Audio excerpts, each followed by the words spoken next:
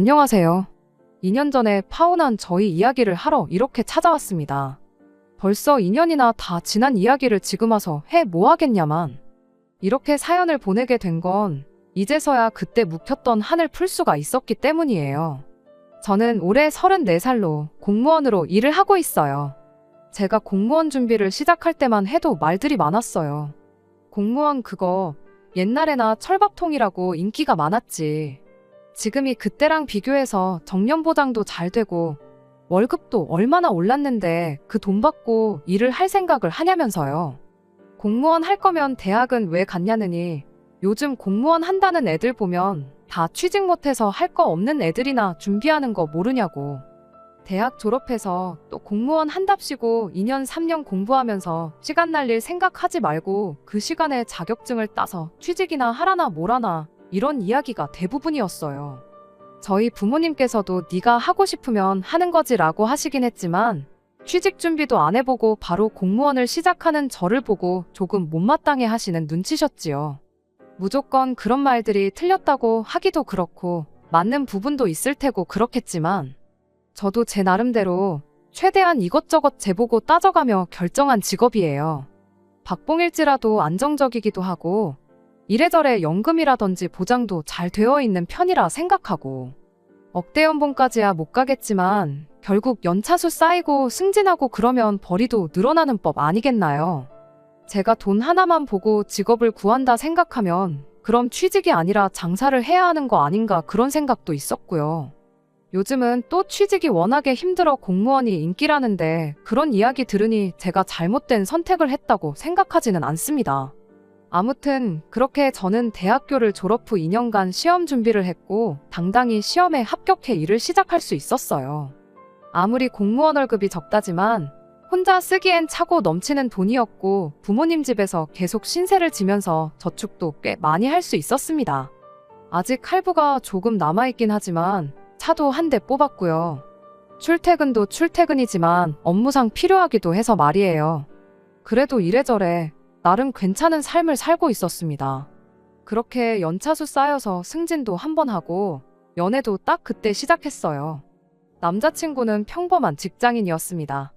친구의 소개로 처음 만나게 되었고 둘 다 나이가 있었다 보니 애초에 만날 때부터 결혼을 전제로 연애를 시작하게 되었어요. 결혼 전제로 시작한 연애였다 보니 처음 만나다가 서로 아닌 것 같으면 깔끔하게 헤어지기로 했었는데 만나다 보니 서로 잘 맞는 부분도 많았습니다.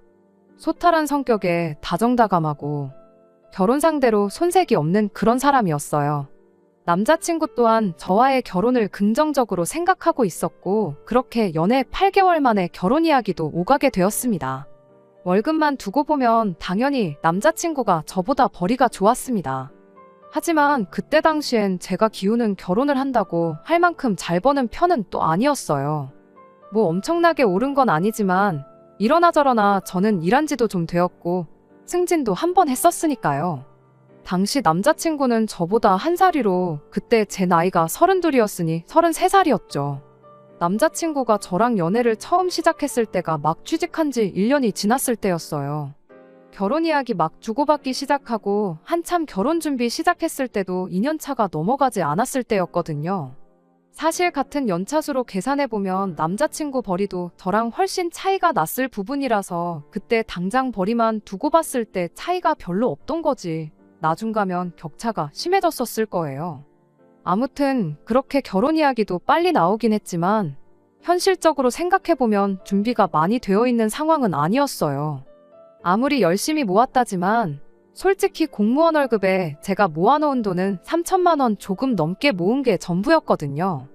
할부가 거의 끝나가는 차까지 생각하면 대충 5천 정도까지 모아놓았다 쳐도 되지만 또 당시 남자친구가 월급이 저보다 좋았다고 한들 일한 기간이 2년도 안 되었다 보니 모아놓은 게 2천만 원 조금 덜 되게 모아놓았던 게 전부였어요. 이래저래 현실적으로 이야기하다가 양가 부모님께 5천만 원씩 지원받아서 결혼하는 쪽으로 이야기가 되었죠. 더 받을 수 있으면 더 받으면 좋았겠지만 애초에 두 사람 힘으로만 하려다 도무지 답이 안 나와서 내린 결정이었고 그 정도가 양가 부모님께 요청할 수 있는 최대였어요. 그러는 과정에서 남자친구와 허례허식 같은 건 생략하고 결혼식 비용도 최대한 아끼는 쪽으로 이야기가 되었고, 그렇게 저희는 결혼 준비를 시작하게 되었습니다. 양가 부모님께 인사도 드리고 상견례까지 마치고 나니 정말 이대로 결혼해서 행복하게 살겠구나 하는 생각밖에 없었어요. 그렇게 결혼식 날짜까지 다 잡힌 상황에 예비 시어머니 때문에 결혼이 엎어지게 될 줄은 정말 생각도 못했습니다. 하루는 예비 시어머니가 저만 따로 봤으면 좋겠다는 연락을 해왔어요. 불러낼 때 따로 이유는 말해주지 않았고 그냥 밥이나 한 끼 같이 먹자는 말뿐이었죠. 처음 인사드리러 갔을 때 양가 상견례할 때 그렇게 딱 2번 봤던 게 전부였는데, 그때까지만 해도 그냥 평범하게 좋은 분이시구나 하는 생각밖에 없었거든요. 그 뒤로 결혼 준비하는 내내 따로 봤던 적이 없었다 보니 갑자기 저만 따로 불러낸 게 의아하긴 했지만, 결혼하기 전에 며느리랑 좀 더 친해지고 싶어서 그러시는가 보다 하고 기쁜 마음으로 자리에 나갔습니다. 예비 시어머니가 저를 데리고 간 곳은 인당 9만 원씩 하는 코스 요리가 나오는 고급 레스토랑이었어요. 남자친구 집 형편이 그닥 넉넉한 편은 아니라고 알고 있었어서 참 많이 놀랐죠. 그냥 평범한 곳 가서 먹어도 되는데 며느리라고 이렇게까지 신경을 써주시는구나 했거든요. 주문하면서 비싼 와인까지 같이 시켜주시는데 정말 감사한 마음뿐이었죠.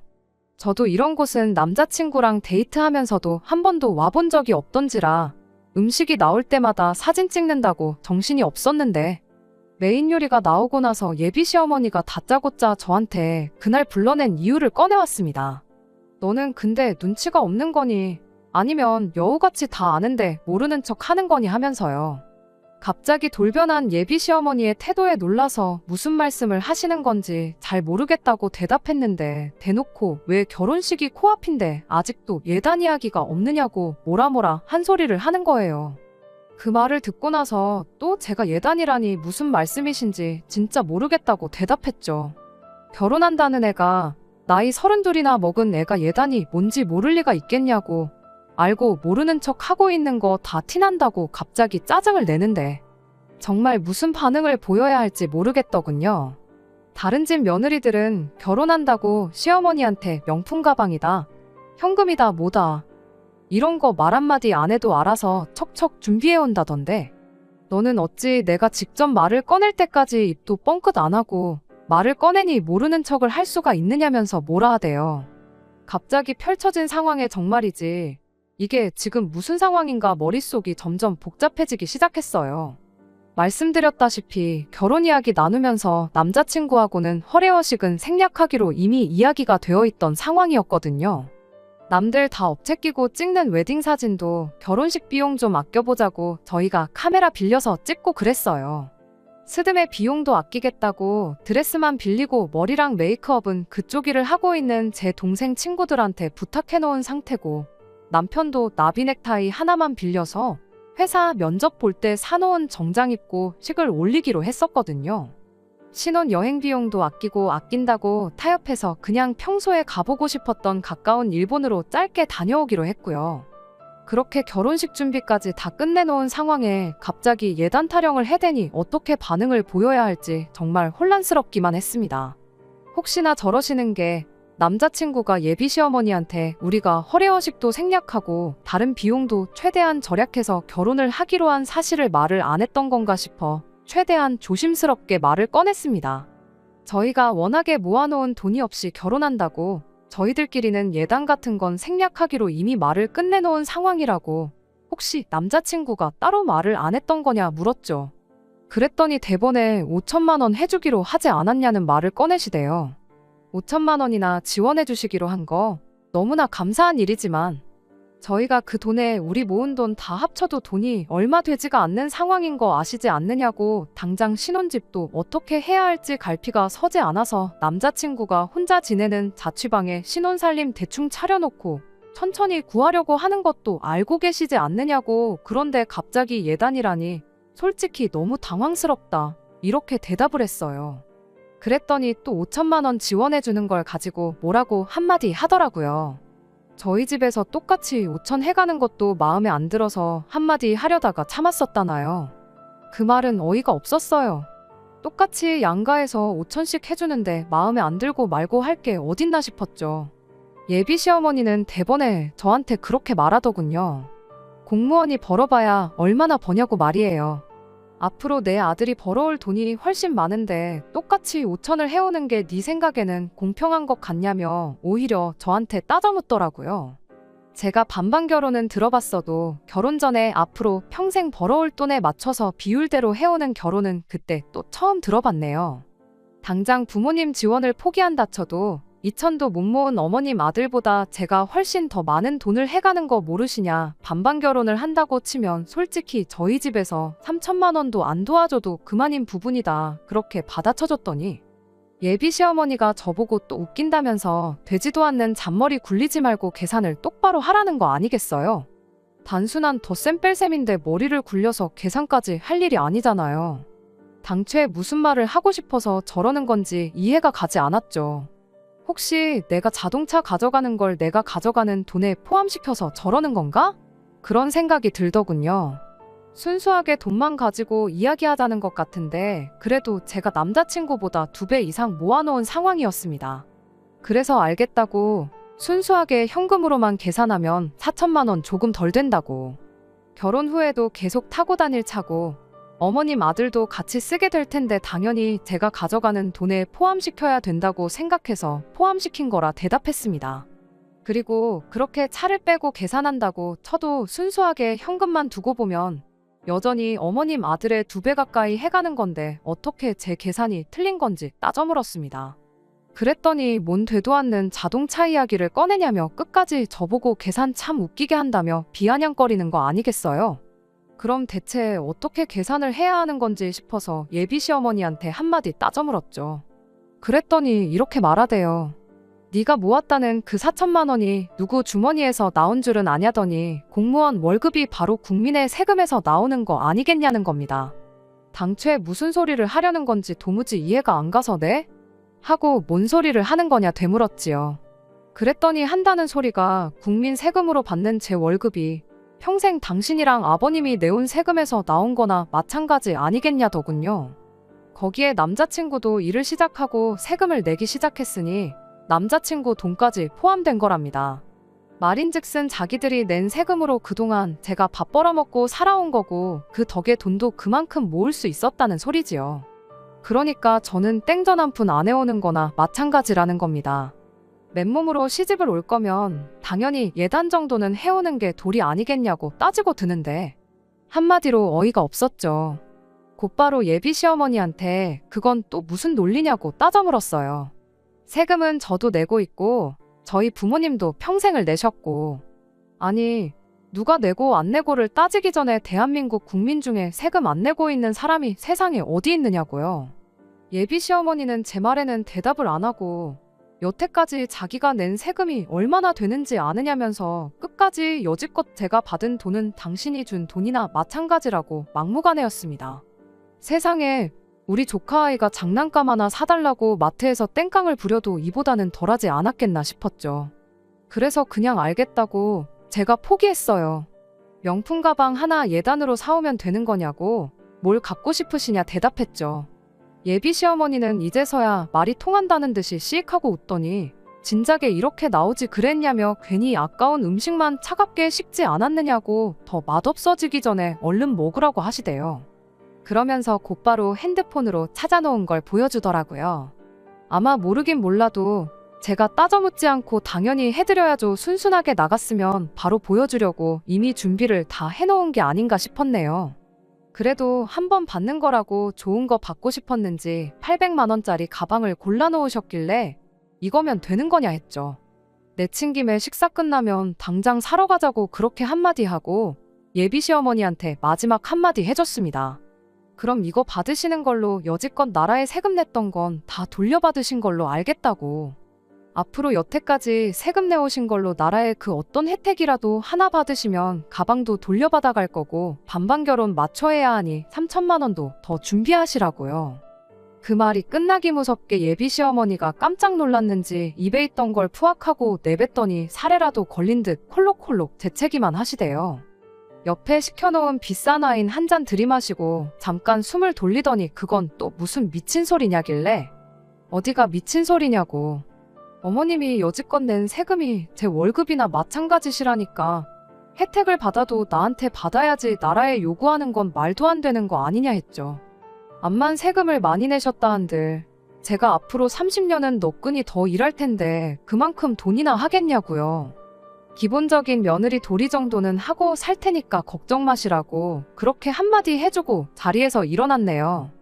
예비 시어머니가 저를 붙잡길래 미안하다고 사과라도 하려는 줄 알았더니 지금 가방 사러 가는 거냐고 묻길래 그냥 돌려 말할 것도 없겠다 싶어서 예비 시어머니가 처음 말 꺼냈을 때랑 똑같이 되돌려줬습니다. 눈치가 없으신 거냐고, 아니면 알면서 모르는 척 하시는 거냐고. 인생 이만큼 살아오신 분이 예비 며느리가 이 정도까지 이야기하면 당연히 파혼하자는 이야기 아니겠냐고 그렇게 한마디 해주고 자리를 박차고 나왔습니다. 그랬더니 곧바로 저를 따라 나와 다시 저를 붙잡길래 미안하다고 사과라도 하려는가 싶었는데 어이없게도 갈 땐 가더라도 밥 먹은 건 계산하고 가라시더라고요. 애초에 비싼 밥 먹으러 온 것도 보아하니 며느리 사줄 생각이 아니라 여태 낸 세금 환급받는 느낌으로 좋은 식당을 찾아놓은 거구나 싶었네요. 그래서 이걸 내가 왜 계산하냐고, 어머님이 침 뱉어놓는 바람에 제대로 먹지도 못한 걸 왜 내가 계산해야 하냐고 따졌어요. 여태까지 낸 세금이 아까우면 나 말고 나라에다가 청구하시라고 한마디 말해주고 그냥 저 혼자 먼저 자리에서 뛰쳐나왔습니다. 그렇게 파혼까지 해버리게 되었어요. 솔직히 예비 시어머니랑 이렇게 돼버린 거 남자친구가 어떻게 나와도 돌이킬 수는 없겠다는 생각이었습니다. 1년 안 되는 짧은 연애긴 했지만 그래도 결혼 약속까지 한 사이인데 남자친구가 이 사실을 알면 어떻게 설명을 해야 할지, 혹은 남자친구가 대신 사과하고 이런 일이 앞으로 없게 할 테니 용서해달라고 하면 거기서는 또 어떤 반응을 보여야 할지 정말 고민되고 또 고민되었어요. 아니나 다를까 이 파혼 소식을 전해 듣게 된 남자친구한테 연락이 왔습니다. 어머니한테 방금 이야기 들었는데 이게 다 무슨 일이냐면서요. 이야기 다 들었으면 무슨 일인지 다 알고 전화한 거 아니냐, 나한테 또 상황 설명을 들어야겠냐고 대답하니 남자친구가 아무 대답이 없대요. 그러더니 어머니가 사고방식이 좀 옛날 사람이라 그런 거니 저보고 신경 쓰지 말고 한 귀로 듣고 한 귀로 흘리라는 말을 하는 거 아니겠어요? 그게 신경 안 쓰고 넘어갈 일이냐고. 내가 여태까지 일하면서 국민 세금으로 월급 받으니 봉사한다는 기분으로 일하라는 말은 들어봤어도 자기가 낸 세금으로 내 월급을 줬으니 그 돈도 자기 돈이라고 우기는 사람은 또 처음이라고 따졌죠. 예비 시어머니 대신 저한테 사과해주는 모습을 기대한 건 아니지만 남자친구는 오히려 저한테 짜증을 내기 시작했어요. 지금이야 남이지만 결혼하면 다 한 가족인데 그 정도는 이해해줄 수 있는 거 아니냐면서요. 남자친구한테 지금 나한테 따져 물으려고 전화한 거냐고, 누가 봐도 그 상황에 비상식적인 행동을 하신 건 어머니만이냐고 따졌더니 그럼 뭐 자기 보고 어쩌라고 그러는 거냐며, 자기가 그럼 왜 그랬냐고 어머니하고 한바탕 싸우기라도 했었던 거냐고 전화기 너머로 역정을 내기 시작하는 겁니다. 당장 800만 원이 있든 없든 모자란 돈은 대출을 받아야 될 테고 그거 더 받는다고 이자 내는 거 별반 차이가 나는 것도 아닌데 잘릴 걱정도 없는 안정적인 직장 다니면서 뭐가 아까워서 해달라는 거 안 해주고 날짜까지 잡아놓은 결혼식을 파토를 내버렸냐고. 주변 사람들한테는 뭐라고 설명할 거며 앞으로 쪽팔려서 고개를 어떻게 들고 다니냐 이런 소리만 하고 있더군요. 그 말을 들으니 더 이상 고민조차 할 이유가 없었어요. 이미 저의 월급이 당신 돈이나 마찬가지라고 생각하는 분인데 그깟 가방 한 개 사드렸다고 한 번으로 끝날 일이었을까요? 저는 절대 아니라고 생각합니다. 이 인간하고 결혼해봐야 평생 시어머니한테 네 돈이 내 돈이다 소리 들으면서 돈 필요할 때마다 세금 낸 거 환급 받아가듯이 제 돈을 털어가는 꼴이나 보고 살아야 했겠죠. 남편이라고 하나 있는 건 그런 일이 있을 때마다 엄마가 옛날 분이니 네가 이해해라, 어머니가 어른인데 뭐 어쩔 거냐 하는 식으로 옆에서 팔짱 끼고 구경만 하고 있었을 테고요. 어차피 사과해와도 어떻게 해야 할지 갈피를 못 잡고 있던 상황이었는데 이렇게 직접 스스로 남은 정남이나마 뚝 떨어지게 만들어주니 차라리 그런 부분은 참 고마웠네요. 그렇게 결국 저는 파혼을 하게 되었어요. 파혼하고 나서 주변 사람들한테 파혼하게 된 이유부터 그런 부분을 설명하는 게 남자친구 말처럼 참 낯뜨겁고 번거로웠지만 앞으로 그런 시어머니한테 평생을 시달리는 것과 비교하면 세발의 피였으리라 생각하니 짜증도 나지 않대요. 지금에야 와서 이 사연을 적어보내게 된 이유도 따로 있습니다. 그렇게 전 남자친구와 헤어지고 나서 반년이 지나 새로운 사람을 만나게 되었고 얼마 전 다시 결혼 준비를 하기 시작했기 때문이에요. 그렇게 데이고도 또 결혼이 하고 싶었냐고 생각하실 분들이 계시겠지만 정말 다행히 좋은 사람을 만나게 되었습니다. 시부모님 되실 분들도 정상적인 사고방식을 가지고 계시고요. 오히려 요즘같이 힘들 때는 공무원만한 직업이 없다면서 제 직업도 인정해 주시고 당연한 소리겠지만 제 월급이 당신들 주머니에서 나왔다고 생각하는 분들도 아니십니다. 그리고 그렇게 얼마 전에 우연찮게 예비 시어머니를 만나게 되었어요. 전 남자친구한테 두 분 다 일을 하신다고 들었지 장사를 하고 계신 줄은 몰랐거든요. 이번에 남자친구랑 데이트하러 갔다가 우연찮게 들르게 된 시장에서 장사하고 있는 전 예비 시어머니와 우연찮게 마주치게 되었습니다. 기분 나빠서 나가려다가 현금 계산은 할인해준다고 버젓이 써있는 문구를 보고 세금도 똑바로 안 내신 것 같은데 그때는 너무하셨던 거 아니냐고 아무렇지도 않은 척 한마디 해줬어요. 어머님 덕분에 더 좋은 사람 만나서 시집가게 됐다고 그때 파혼할 결심이 서게 만들어주셔서 정말 감사하다고 한마디 해주고 청첩장 나오면 드리러 다시 올 테니 그때 다시 뵙자고 말하고 돌아왔습니다.